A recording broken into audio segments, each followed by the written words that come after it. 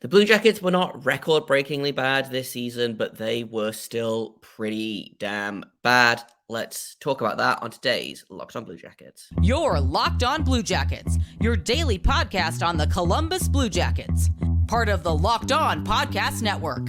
Your team every day.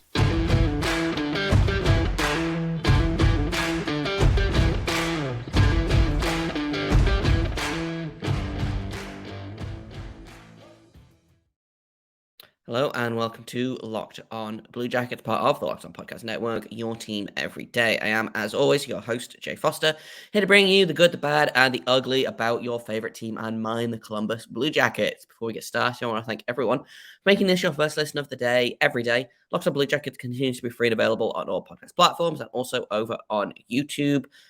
This episode is brought to you by Gametime. Download the Gametime app, create an account, and use code LOCKEDONNHL for $20 off your first purchase. Let's talk about the Blue Jackets. That's why we're all here, isn't it? But I wanted today to kind of continue on with our season reviews. Yesterday, I talked about the good things about this season. It was a very short list. Today, I'm going to talk about the bad.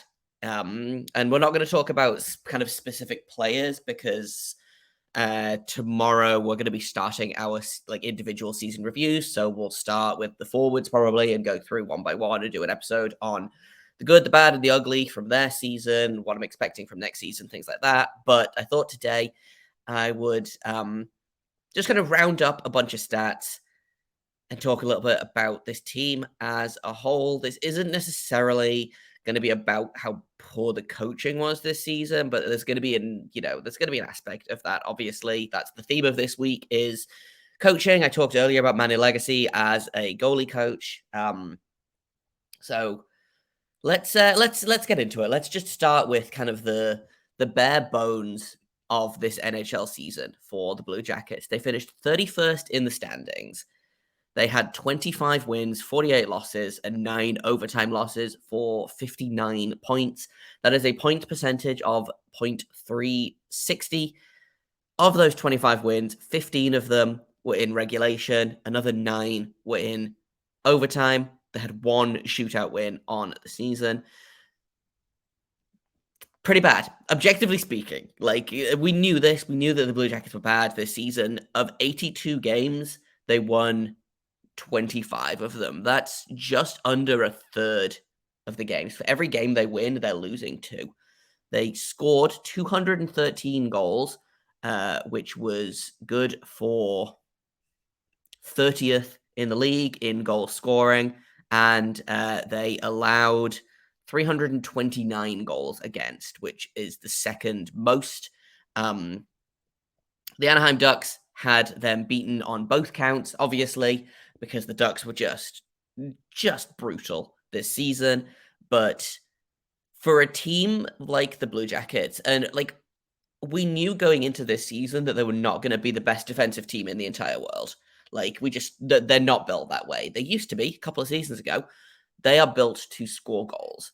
And unfortunately, they didn't do a ton of that this season. Like I said, 213 goals is the third worst. The only teams that scored fewer than them, Anaheim Ducks scored 206. The Chicago Blackhawks scored the least goals at 202 goals.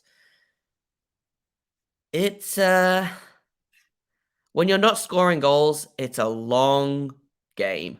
And the Blue Jackets were bad at both ends of the ice. And again, we knew this, but I just wanted to kind of reel off some stats to put that in perspective. In terms of shooting, in all situations, they shot they had 2,400 shots over 82 games, and they allowed 2,906 shots.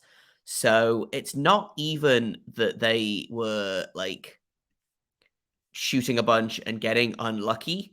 They were shooting at 8.8%, which, yeah, okay, that's pretty low.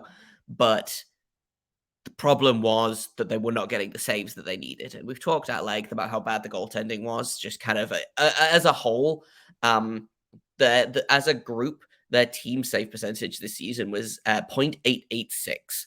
So, PDO is kind of a weird stat that's fallen out of favor, I feel like. It's called the luck stat, and people don't know what that is. Basically, PDO is you add shooting percentage and save percentage together, and if you get a number over 1, that means that you're lucky. If you get a number under 1, it means that you've been unlucky. Like, in theory, your shooting percentage and your save percentage should add up to about 1. So, 0.886 plus 0.008 is essentially how this works. Gives the Blue Jackets 0.976, so just under 1. And you want it to be, ideally you want it to be over 1, but the idea is that 1 is average. And so anything below that, you are below average. Anything above that, you are above average. Blue Jackets, below average. I think we knew this. But that's where they're sitting, is that their shooting percentage wasn't high enough and their save percentage was really letting them down. So it really was kind of problems at both ends of the ice, which again, we knew that, but I wanted to put some stats, some numbers on the kind of the graphs in our heads, just to kind of say just how bad this team was. In a minute, I want to go into a little bit more detail of more than just shots and goals, because obviously, as stats advance, we're getting more into possession. And, I've talked a lot about Corsi this season. And so we'll look at Corsi, and we'll look at where they were shooting from and where they were allowing shots from, things like that. We'll talk about in just a second. But first, I've got to tell you about Gametime. And I don't know about you, but I'm terrible at planning things. And so it always turns out to be the day before that I'm like, hey, let's go do a thing. And trying to find last minute tickets is a nightmare. Good news, Gametime is here for you. They are the fast and easy way to buy tickets for all the sports, music, comedy, and theatre near you. They've got killer deals on last minute tickets, and they've got their best price guarantee. So you can stop stressing over the tickets and start getting hyped for the fun that you are going to have. It's the fastest growing ticketing app in the country, and you don't have to plan months in advance. They've got deals on tickets right up to the day of the event. They've got flash deals on tickets for football, basketball, baseball, concerts, comedy, theatre, and more. And if you find tickets in the same section and row for less somewhere else, Gametime will credit you 110% of the difference. Snag the tickets without stress with Gametime.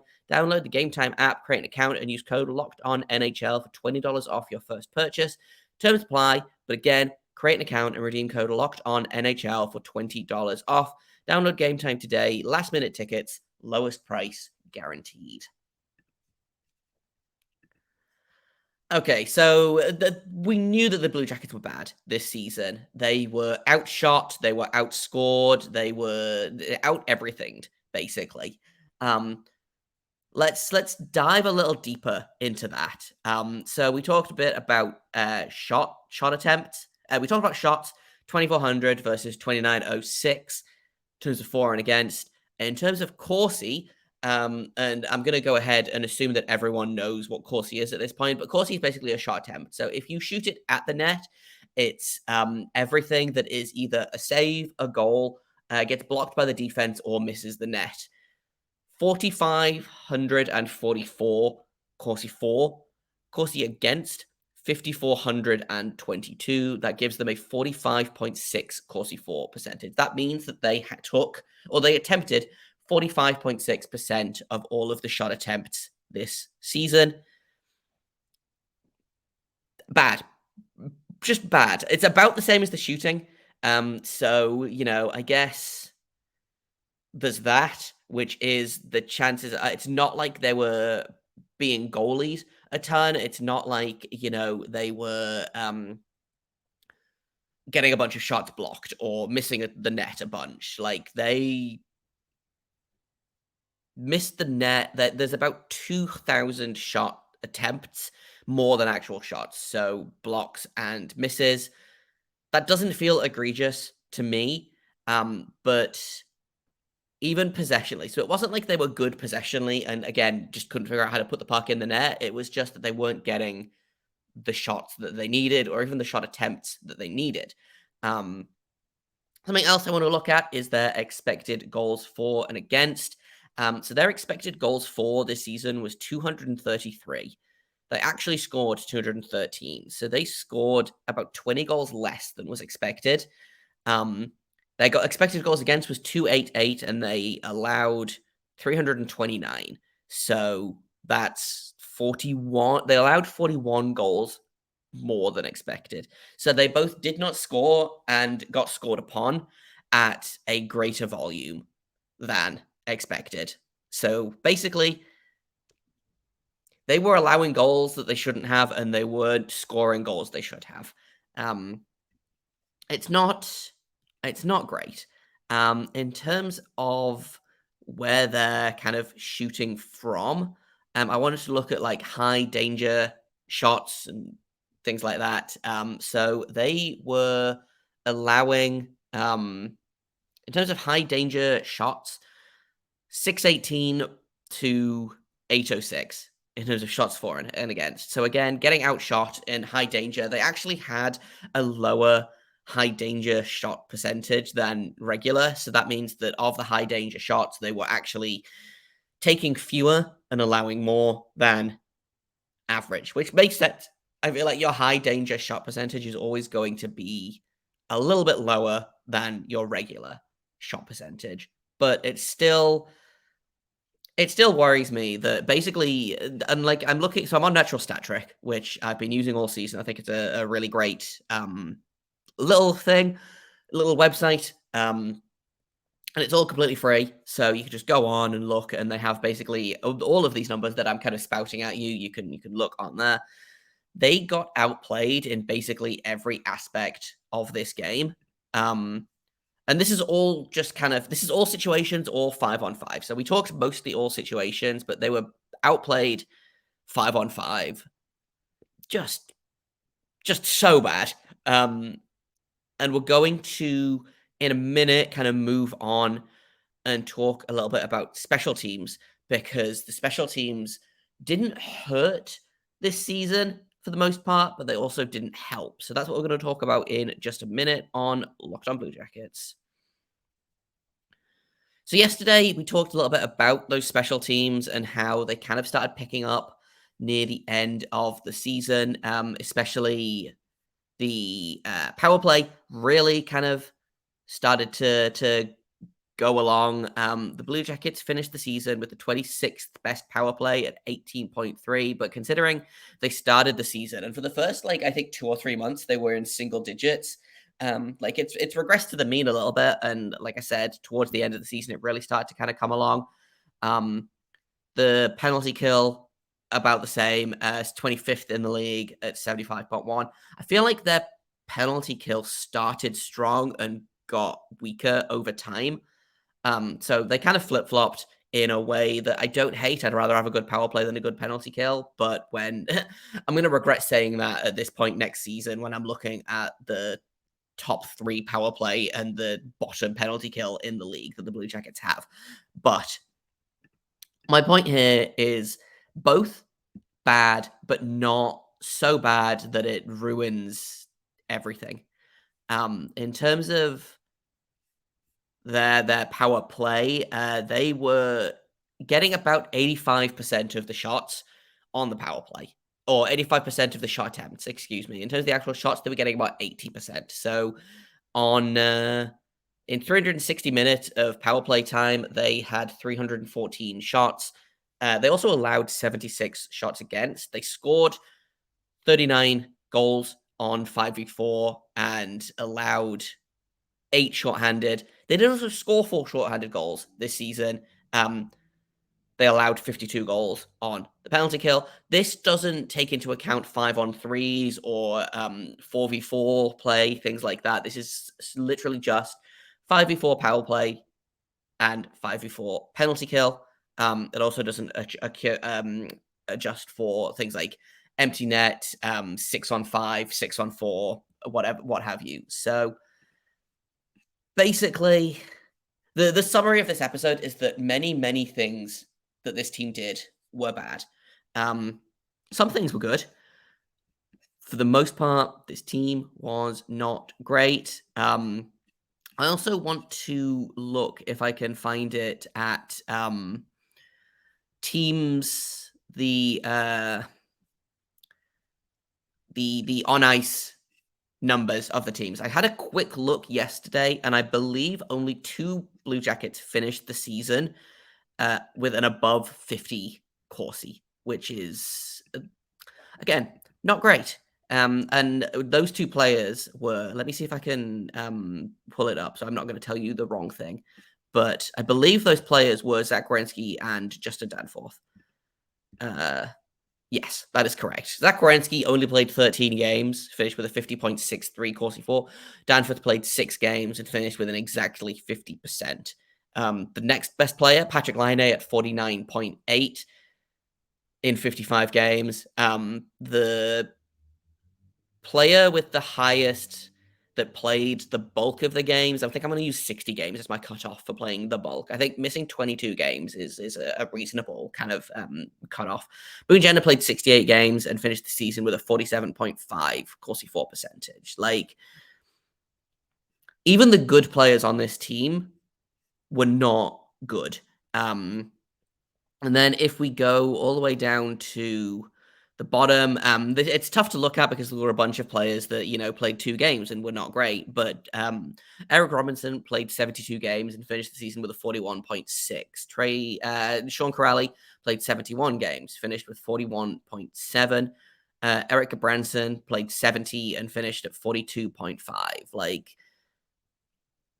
And these are your guys that are playing big minutes as well. Like, if I flip that to the time on ice, Eric Branson had the second most ice time of anyone on this team. Boone Jenner, no, we're not looking at Boone Jenner. Sean Corrali had the 9th most. Eric Robinson had the 10th most. It's frustrating. But this team just kept shooting itself in the foot at basically every opportunity. And I don't really have a conclusion here beyond this team might be worse than the standings suggest. Probably not, because taking a quick look at Anaheim, Anaheim had worse stats than the Blue Jackets in basically every category.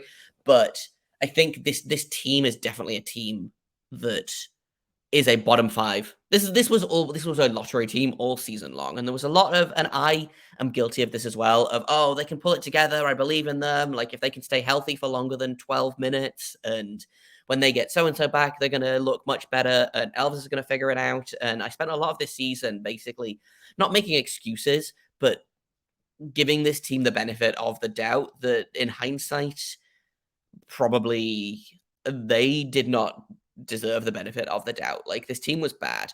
Was it poorly coached? Yes. Was it injured to hell and back? Yes. Was it a roster that was maybe not constructed as solidly as a lot of people, me included, thought? Also, yes. I got a really good YouTube comment earlier today. I'm just going to flip over to that because there was an article posted, I believe, by Jeff Svoboda either earlier today or yesterday, and he basically talked about how Yamo said that this team isn't done. This is going to be a different team. I trust Yamo. He says we are getting ready to make some serious changes. I find that exciting. You can tell he's tired of being on the outside looking in. We're tired of watching the playoffs on our televisions. New coach coming in, new goaltender coach, roster overhaul. I agree. It's going to be interesting to see what this team looks like after everyone is healthy, and also if Jarmo Kekalainen adds a couple of things. He then went on to add, this is Footy Fan, by the way, who comments on a ton of videos. One of the everydayers. Huge respect to Footy Fan for tuning in. I would like to see our blue line strengthened. Maybe it's just me. I think Werenski is our only top-level defenseman, apart from Jiricek in the next year or two. Zach and Jiricek healthy and making the blue line together would be good. I have hope that Boquist will get there, but we need him healthy. Perhaps a good coach will help refine and bring out his potential. I was really excited when we got him in the trade with the Blackhawks. Hopefully we get a coach that can help maximize his potential. Imagine we win the draft lottery, we get Bedard, we get the right head coach, goalie coach, we draft, and we stay healthy. It's exciting times to be a Blue Jackets fan. And I feel like I've been saying this basically since I started the podcast in August 2020. So coming up on 3 years almost, which feels insane. But I maintain that this team is going to be exciting sooner rather than later. It just didn't happen this season. And the team I feel like I've said this a lot this past week. The team overachieved last season and underachieved this season. I would like to see us find a healthy medium where the team is probably going to contend for playoff. Like, I think if this team is healthy and if they get like that extra piece and they get the right coach and they figure out their goaltending, this team is a playoff team. I genuinely believe that. But a lot of things have got to fall the right way for that to happen. And they've got to figure out how to stop being such a possession black hole. They've got to figure out who deserves ice time when. They've got to figure out their special teams. They've got to figure out goaltending. There's a lot of work that this team needs to do in the summer. And I'm interested to see how Kekalainen goes about fixing all of these problems and who he hires to help him with that. Tomorrow, we are going to, like I said earlier, we're going to start our season reviews. So last year, I believe I went numerically by forward, defenseman, and goaltender. So we should be starting with. I've completely gone blank on every single Blue Jacket. So in terms of forwards with low numbers, let's take a look at. Let's take a look at the Blue Jackets roster and see if I can figure out how numbers work. It might be Sean Corrali, but I feel like there's a lower number than Sean Corrali. Oh, no, there's not. So it'll be Sean Corrali. We'll talk about him tomorrow, how his season was, what I want to see from him next season, and probably some other things as well. But that's going to be the focus of tomorrow's episode. We'll talk Sean Corrali. Thank you for listening to this episode. Thank you for making this your first listen of the day every day. Locked On Blue Jackets is free and available on all podcast platforms. We're over on YouTube. Like, subscribe. If you hit the little bell button down below, you'll get notified when new episodes go live, which is really great for me and also for you. Everybody wins. I've been Jay Foster. You can find me on Twitter at _Jacob Foster, JAKOBFORSTER. You can find the podcast at LO_Blue Jacket. If you have comments, questions, criticism, you can email me at lockedonbluejackets@gmail.com. And until tomorrow, make sure you stay locked on.